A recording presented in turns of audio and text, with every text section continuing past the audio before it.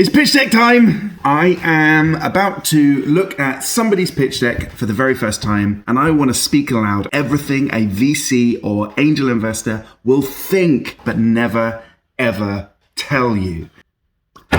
Foogin, improving mental and physical health of employees. Good to have a little context. B2B business model, SES approved. Okay, cool.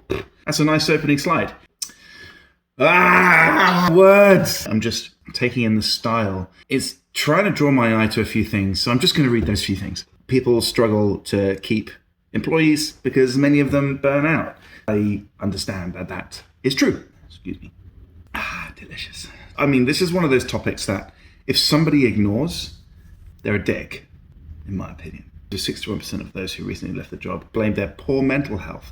Now, is this pre-pandemic or post-pandemic? With anything to do with workplace care, all data must be post-pandemic. Anything that came pre-pandemic, I immediately will not believe. If I do not see somebody in the founding team who is an expert in this problem, and I mean like the most amazing human I would ever go to get advice and opinions about this problem, I will not invest. And the reason for that is because there is going to be a startup out there that does have that expert, and I will wait for that startup. So already this deck is good on one hand because it's a great problem, or potentially bad if they do not address that talent issue. Okay, so I'm going to scan through the deck, see if I can do a quick flick test. So I go through every page, no more than 5 seconds, and see if I can get the entire story arc of the pitch. Okay, market problem. All right, got that one. How companies deal with wellness.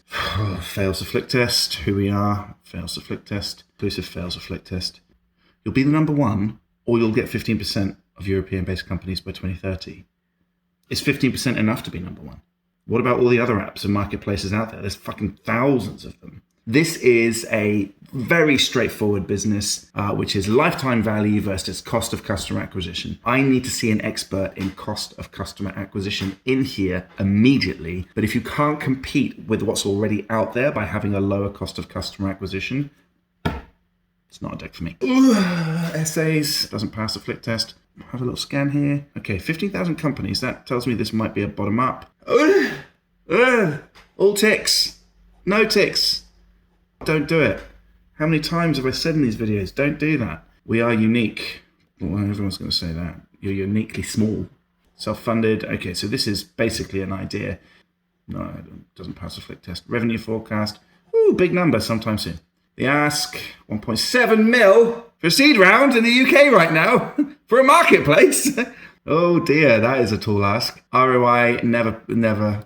It reduces your credibility. I assume their business model is that they go straight to that one company on behalf of their employees and provide those wellness services. Now, Y Combinator and Techstars have seen hundreds of these. The difficulty is that a digital marketplace is no better than an internet version of a vending machine. You have one location, i.e. the employer you're trying to partner with, but everybody's fighting to put their vending machine in that one location. So it's just a race to the bottom in economics. That is very hard for a startup to do because you don't have the buying power to get those economics. You have to use investors' money to finance your capacity to sell cheap. That scares investors. But what I will do just to check is I'm going to go to the team slide. And if somebody in that team wows me, I will take the intro. Here we go.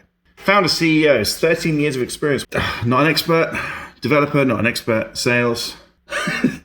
Istvan has a waste of experience working with startups, so he's wasted his experience. Touche. Technology advisor doesn't count. Financial advisor doesn't count. Commercial advisor, nope, not valid. Corporate strategy, not valid. Corporate burnout and wellbeing advisor. Okay, the only person that might be interesting from an investor's point of view. But she's an advisor, she's not founder. Sorry. I'm not going to be reading this deck. I will reply too early because this deck doesn't give me the information I need to feel confident that it's worth picking over the 20 or 30 others I probably got with the same problem and the same concept. That's my cold read.